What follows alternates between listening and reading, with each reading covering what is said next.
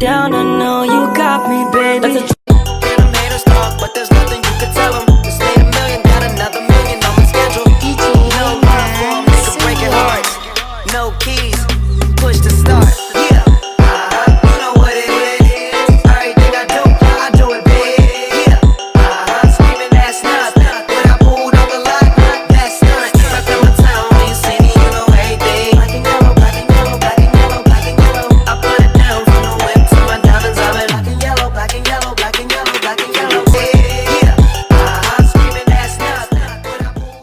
Materi yang pertama itu ada definisi, tujuan, dan karakteristik, penelitian eksperimental, dan survei. Definisi dari penelitian eksperimental dan survei. Penelitian eksperimental, research eksperimental, merupakan desain penelitian ilmiah yang paling teliti dan tepat untuk menyelidiki pengaruh suatu variabel terhadap variabel lain. Penelitian eksperimental tidak hanya menunjukkan suatu hubungan antar variabel, tetapi juga menunjukkan adanya hubungan sebab akibat. Dalam penelitian eksperimental, peneliti dapat melakukan pengawasan kontrol terhadap variabel bebas baik sebelum penelitian maupun selama penelitian. Biasanya digunakan di bidang biologi, kesehatan, dan pendidikan. Sedangkan survei, penelitian survei merupakan salah satu metode penelitian yang bertujuan untuk memperoleh gambaran umum tentang suatu karakteristik populasi yang digambarkan oleh sampel. Penelitian survei dapat dilakukan untuk mengumpulkan data terkait sikap, nilai, kepercayaan, pendapat, dan perilaku. Menurut Frankel dan Wallen, penelitian survei merupakan sebuah penelitian dengan mengumpulkan informasi dari suatu sampel dengan menanyakan melalui angket atau wawancara untuk menggambarkan berbagai aspek dalam suatu populasi. Biasanya digunakan di bidang sosial, ekonomi, dan lain-lain. Selanjutnya ada tujuan penelitian eksperimental dan survei. Tujuan dari penelitian eksperimental itu secara garis besar tujuannya adalah pertama menguji hipotesis yang diajukan, kedua memprediksi kejadian dalam eksperimental, yang ketiga ada menarik generalisasi hubungan antar variabel. Tujuan penelitian eksperimental dan survei. Penelitian eksperimental secara garis besar tujuannya adalah untuk menguji hipotesis yang diajukan, yang kedua untuk memprediksi kejadian dalam eksperimental. Yang ketiga adalah menarik generalisasi hubungan antar variabel. Tujuan penelitian eksperimental dan survei. Penelitian eksperimental secara garis besar bertujuan yang pertama itu untuk menguji hipotesis yang diajukan. Yang kedua itu memprediksi kejadian dalam eksperimental. Yang ketiga itu menarik generalisasi hubungan antar variabel. Tujuan dari eksperimental research ialah untuk mengetahui ada atau tidak hubungan sebab akibat dan seberapa besar hubungan sebab akibat tersebut dengan memberikan beberapa perlakuan tertentu terhadap kelompok eksperimental, serta menyiapkan kontrol untuk perbandingan. Sedangkan survei, penelitian survei yang bertujuan untuk memberikan gambaran tentang sesuatu, survei biasanya disebut survei deskriptif. Survei deskriptif biasanya berkaitan dengan situasi yang memerlukan teknik pengumpulan data dengan cara tertentu, seperti wawancara, angket, atau observasi.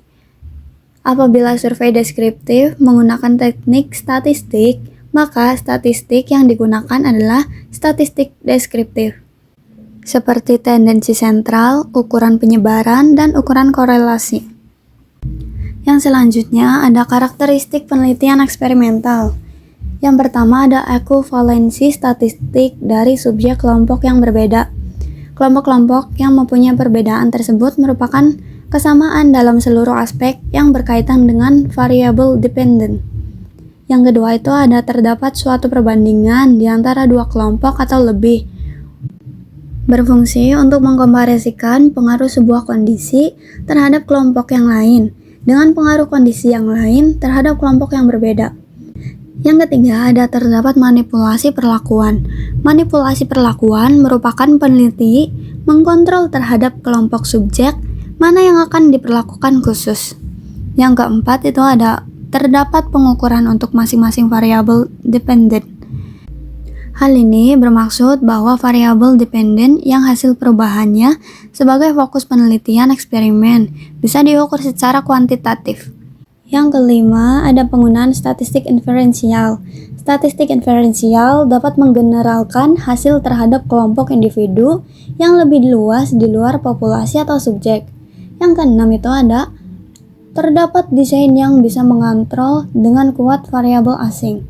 Mengontrol variabel ini dilaksanakan agar meyakinkan variabel tersebut tidak akan memberi pengaruh pada variabel dependent, dengan kata lain, menjaga supaya pengaruhnya sama terhadap seluruh kelompok subjek. Selanjutnya ada karakteristik penelitian survei. Yang pertama itu karakternya logis. Cara kerja yang tidak rasional tidak dapat dipakai dalam metode penelitian survei. Secara lebih spesifik, penelitian survei menggunakan cara berpikir deduktif dan induktif. Yang kedua itu deterministik. Sebagai konsekuensi cara berpikir logis tersebut, penelitian survei harus menentukan sistem atau kerangka berpikir terlebih dahulu dan membangun hipotesis untuk dibuktikan. Yang ketiga, general. Penelitian survei tidak dimaksudkan hanya untuk menjelaskan sampel dimaksud saja, melainkan untuk digeneralisasikan secara lebih luas sampai kepada cakupan populasinya. Yang keempat, ada parsimonious. Penelitian survei adalah penelitian yang hemat karena beberapa hal. Yang terakhir, itu ada spesifik. Penelitian survei disebut spesifik karena sebelum pengambilan data, sang peneliti harus menyusun definisi-definisi operasional terhadap variabel-variabel yang diteliti. Selanjutnya, materi yang kedua yaitu tentang variabel dan metode penelitian eksperimental dan survei. Variabel yang terdapat di penelitian eksperimental dan survei. Penelitian eksperimen adalah salah satu penelitian kuantitatif di mana peneliti memanipulasi satu atau lebih variabel bebas atau independen variabel, mengontrol variabel lain yang relevan dan mengamati efek dari manipulasi pada variabel terikat atau dependent variabel. Berikut adalah beberapa variabel yang terdapat di penelitian eksperimental. Yang pertama, ada variabel independen. Variabel yang menjadi sebab perubahannya atau timbulnya variabel dependent atau variabel terikat. Variabel dependent, variabel yang dipengaruhi atau yang menjadi akibat karena adanya variabel bebas. Jadi dalam penelitian eksperimental, kita seperti ilmuwan yang penasaran dan ingin membuktikan sesuatu. Kita punya bahan percobaan yang disebut variabel. Variabel ini ada dua jenis. Variabel bebas yang kita ubah-ubah dan variabel terikat yang kita ukur perubahannya. Misalnya, kita ingin tahu apakah pupuk baru bikin tanaman tomat lebih cepat besar. Nah, pupuknya variabel bebas dan tinggi tanaman tomat itu adalah variabel terikatnya. Selanjutnya ada variabel moderator. Itu seperti teman yang ikut campur dalam hubungan antara dua variabel lain. Ia bisa memperkuat atau memperlemah hubungan itu. Misalnya kita ingin tahu apakah uang jajan mempengaruhi kebahagiaan anak-anak. Nah, variabel moderatornya bisa jadi usia. Uang jajan mungkin lebih berpengaruh pada kebahagiaan anak yang lebih muda daripada yang lebih tua. Selanjutnya, ada variabel intervening. Adalah variabel yang menjadi perantara dalam hubungan antara dua variabel lain. Ia menjelaskan mengapa variabel bebas mempengaruhi variabel terikat. Misalnya kita ingin tahu apakah olahraga teratur meningkatkan prestasi akademik. Nah, variabel interveningnya bisa jadi kesehatan fisik. Olahraga teratur meningkatkan kesehatan fisik dan kesehatan fisik yang baik meningkatkan prestasi akademik. Dan yang terakhir ada variabel kontrol. Variabel yang dikendalikan dibuat konstan sehingga peneliti dapat melakukan penelitian yang bersifat membandingkan. Metode penelitian dari penelitian eksperimental. Yang pertama yaitu rumuskan masalah. Masalah harus dirumuskan dengan jelas. Mempertanyakan perbedaan variabel yang diuji cobakan. Apakah terdapat perbedaan dan seberapa besar perbedaan yang diakibatkannya. Dan yang kedua, formulasikan hipotesis. Hipotesis sebagai jawab dari permasalahan haruslah diajukan untuk diuji. Sebelum hipotesis diajukan, terlebih dahulu dilakukan kajian teoritik yang dapat mengarahkan perumusan hipotesis dan studi komparasi berbagai penelitian terdahulu. Dan yang ketiga, Tetapkan desain penelitian. Sebelum dilakukan pencarian data, terlebih dahulu ditetapkan rancangan percobaannya, yakni tahap-tahap apa yang akan dilakukan dan bagaimana urutan-urutannya. Dan yang keempat, pengkajian kemungkinan hasil yang akan diperoleh dengan tujuan penelaahan di atas berbagai kemungkinan hasil yang diperoleh di lapangan dan menghubungkan kembali alasan mengapa eksperimen harus dilakukan. Dan yang kelima, mempersiapkan analisis data. Melalui hasil analisis dilakukan pembahasan untuk melihat hasil dan hubungannya dengan masalah yang dirumuskan, apakah telah terjawab atau belum. Dan yang keenam, laksanakan percobaan. Percobaan dapat dilakukan dengan mengikuti secara ketat apa yang sudah ditetapkan pada poin A sampai dengan poin D. Lanjutannya yaitu analisis data. Didasarkan atas percobaan yang diimplementasikan, dilakukan pengukuran untuk memperoleh data. Dan yang kedelapan yaitu tarik kesimpulannya dan lihat implikasinya. Hasil pengujian yang dilakukan secara statistik haruslah dimaknai. Dan yang terakhir yaitu berikan evaluasi. Evaluasi secara keseluruhan rangkaian eksperimen yang telah dilaksanakan untuk melihat kekuatan dan kelemahan proses eksperimen. Selanjutnya ada metode penelitian survei. Di sini kita akan membahas dua metode penelitian survei, yaitu cross-sectional dan longitudinal. Cross-sectional cocok untuk penelitian yang tujuannya bersifat deskriptif dan prediktif. Dalam desain ini, satu sampel atau lebih diambil dari populasi-populasi pada satu titik waktu yang sama. Penelitian survei cross-sectional itu seperti mengambil foto pemandangan dan kita mengumpulkan data dari banyak orang yang pada satu titik waktu tertentu. Misalnya, kita ingin tahu pendapat orang Indonesia tentang pemilihan presiden tahun ini. Kita akan menyebarkan kuesioner ke berbagai kelompok usia dan latar belakang untuk mendapatkan gambaran umum. Dan selanjutnya longitudinal. Desain longitudinal adalah desain survei terbaik bila peneliti ingin mengakses efek kejadian tertentu yang terjadi secara alamiah. Responden-responden yang sama disurvei dari waktu ke waktu untuk menelaah perubahan-perubahan pada mereka secara individual. Yang selanjutnya yaitu ada jenis dan contoh judul penelitian eksperimental dan survei. Jenis-jenis penelitian eksperimen yang pertama itu ada pre-experimental design. Penelitian eksperimental yang belum dilakukan dengan sungguh-sungguh karena masih terdapat variabel luar yang berpengaruh kepada variabel terikat. Yang kedua itu ada quasi-experimental design. Penelitian eksperimen yang dikembangkan karena adanya kesulitan dalam mendapatkan kelompok kontrol yang dapat berfungsi sepenuhnya di dalam mengontrol variabel-variabel luar yang dapat mempengaruhi eksperimen. Yang ketiga itu ada true experimental design. Penelitian eksperimen yang dilaksanakan dengan sungguh-sungguh dengan mengontrol semua variabel luar yang dapat mempengaruhi kegiatan eksperimen. Yang keempat itu ada factorial experimental design. Penelitian eksperimen yang dikembangkan dengan memperhatikan kemungkinan adanya variabel moderator yang mempengaruhi perlakuan terhadap hasil. Ada jenis-jenis penelitian survei.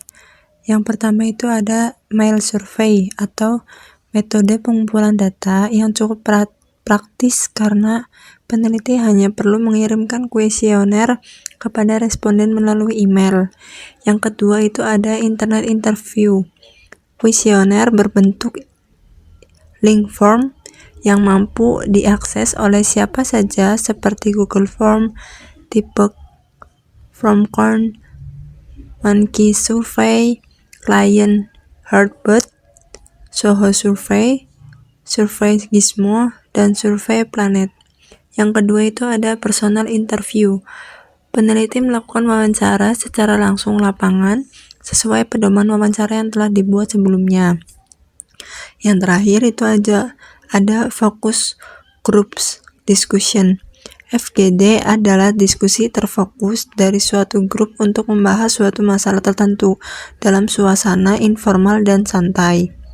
Contoh dari judul penelitian eksperimental yaitu ada yang pertama itu ada pengaruh pemberian punishment terhadap kedisiplinan siswa dalam belajar, yang artinya memberikan suatu pengajaran atau ganjaran untuk lebih jerak kepada siswa. Yang kedua itu ada pengaruh metode PBL, Problem Based Learning, terhadap kemampuan komunikasi dan motivasi siswa dalam proses pembelajaran. Yang ketiga itu ada efektivitas media pembelajaran WA Group dalam pembelajaran PAI di SMA Negeri 2 Tungkal Jaya, Musi, Banyuasin. Yang keempat itu ada penggunaan media Adobe Flash dalam meningkatkan kemampuan mengingat huruf hijaiyah pada anak tunarungu. Dan yang terakhir itu ada pengaruh penggunaan media film terhadap pemahaman konsep peserta didik. Terus selanjutnya itu ada contoh judul penelitian survei, yaitu yang pertama itu ada survei persepsi dan preferensi konsumen terhadap produk makanan organik di daerah perkotaan. Yang kedua itu ada dampak pemasaran media sosial terhadap perilaku pembelian konsumen dan konsumen survei terhadap pembelian online di Indonesia. Yang ketiga itu ada hubungan antara keseimbangan kerja dan kehidupan dengan kepuasan kerja survei terhadap karyawan di sektor kesehatan. Yang keempat itu ada survei terhadap sikap mahasiswa terhadap pembelajaran daring di perguruan tinggi. Dan yang terakhir yaitu ada faktor-faktor yang mempengaruhi adopsi e-commerce survei terhadap usaha kecil dan menengah di negara berkembang.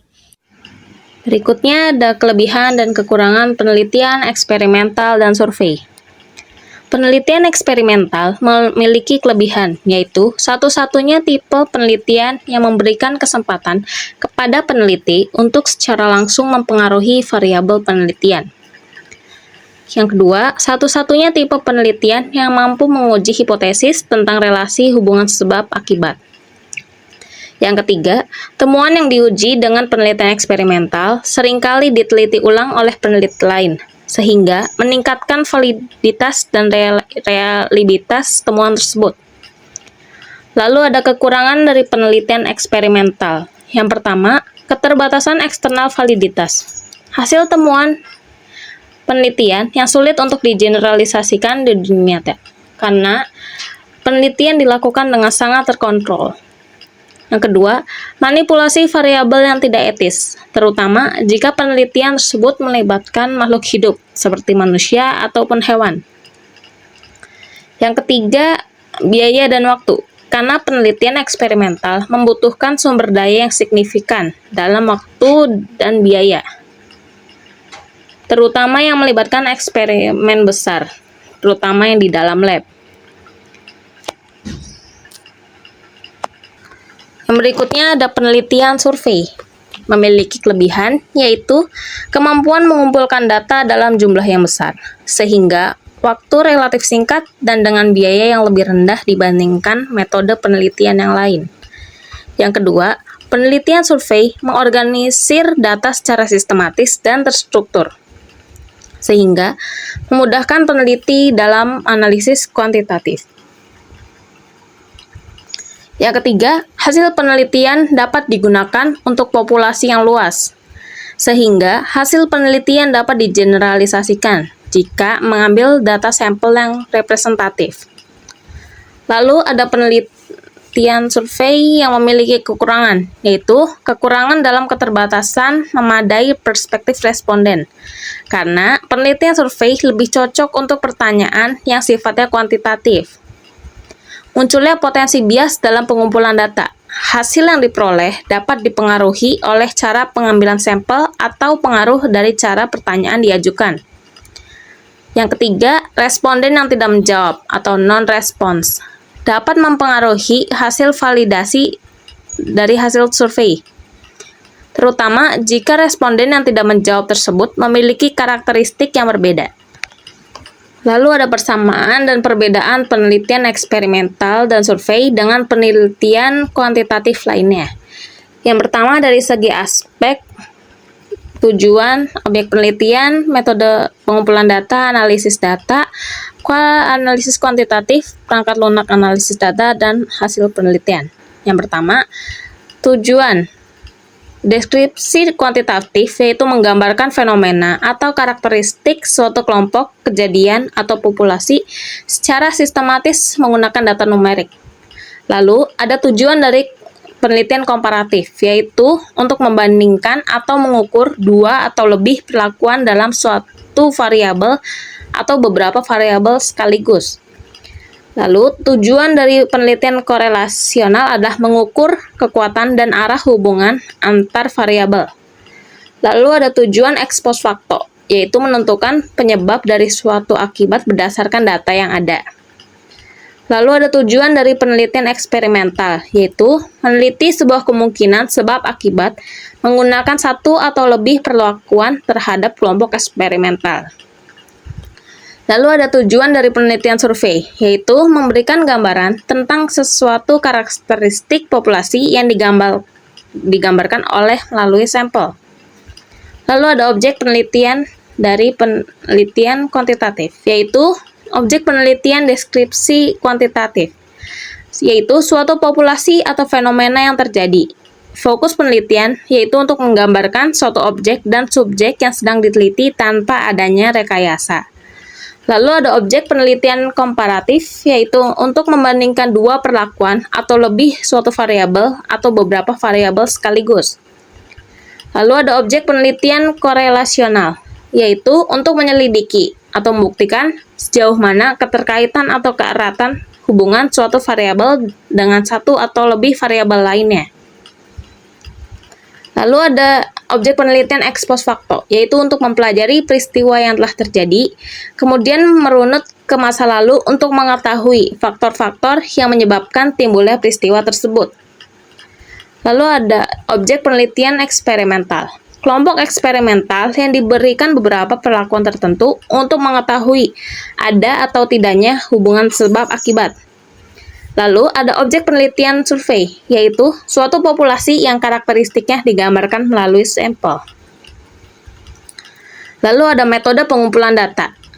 Metode pengumpulan data deskripsi kuantitatif ya, kuesioner atau pendapat, studi dokumentasi menggunakan dokumen, arsip atau laporan sebelumnya sebagai data.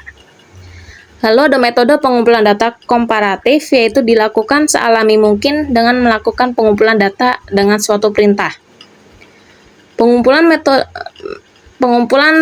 data korelasional, yaitu menggunakan data seperti observasi, naturalistik, arsip data, survei, atau menggunakan kuesioner. Metode pengumpulan data ex post facto, yaitu menggunakan instrumen seperti tes, angket, interview dapat digunakan untuk mengumpulkan data. Lalu ada metode pengumpulan data eksperimental, yaitu dilakukan penelitian dengan langkah-langkah, merumuskan masalah, memformulasikan hipotesis, menetapkan penelitian, melakukan percobaan, dan terakhir menganalisis data. Lalu ada metode pengumpulan data melalui penelitian survei, yaitu email survey, personal interview, internet interview, atau focus group discussion. Lalu ada analisis data deskriptif kuantitatif, yaitu menggunakan statistik deskriptif seperti median, atau distribusi frekuensi. Lalu ada analisis data komparatif, yaitu menggunakan analisis statistik untuk mencari perbedaan variabel yang sedang diteliti. Lalu analisis data korelasional, yaitu mengkorelasikan hasil pengukuran suatu variabel dengan hasil pengukuran variabel yang lain. Untuk ex post facto menggunakan analisis data, perbandingan nilai variabel dependent dilakukan antar kelompok subjek atas dasar faktor yang menjadi konsen. Lalu, eksperimental dilakukan analisis data, yaitu perbandingan nilai variabel dependen dilakukan antar kelompok subjek atas dasar faktor yang menjadi konsen, atau meneliti perbandingan antar variabel. Lalu analisis data survei yaitu menggunakan deskriptif statistik yang digunakan untuk menggambarkan data. Lalu ada analisis kuantitatif, pendekatan deskripsi kuantitatif yaitu menggunakan data numerik untuk menggambarkan suatu fenomena. Lalu analisis kuantitatif komparatif dapat melibatkan perbandingan kuantitatif. Analisis kuantitatif korelasional yaitu menggunakan korelasi Pearson, korelasi Spearman, dan regresi linear. Lalu ada ex post facto yang menggunakan analisis regresi, analisis korelasi, dan analisis variansi. Lalu analisis kuantitatif eksperimental yaitu menggunakan statistik inferensial untuk mewujudkan pernyataan probabilitas mengenai hasil. Lalu ada analisis kuantitatif survei, yaitu menganalisis data yang diperoleh dari responden untuk mengidentifikasi pola. Lalu ada perangkat lunak dari analisis data. Untuk deskripsi kuantitatif, yaitu menggunakan SPSS, Statistical Package for the Social Science. Lalu ada R dan Excel. Untuk komparatif, yaitu menggunakan SEM, Structural Equation Modeling.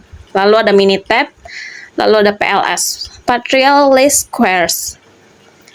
Lalu untuk korelasional itu ada SAS, yaitu Statistical Analysis System.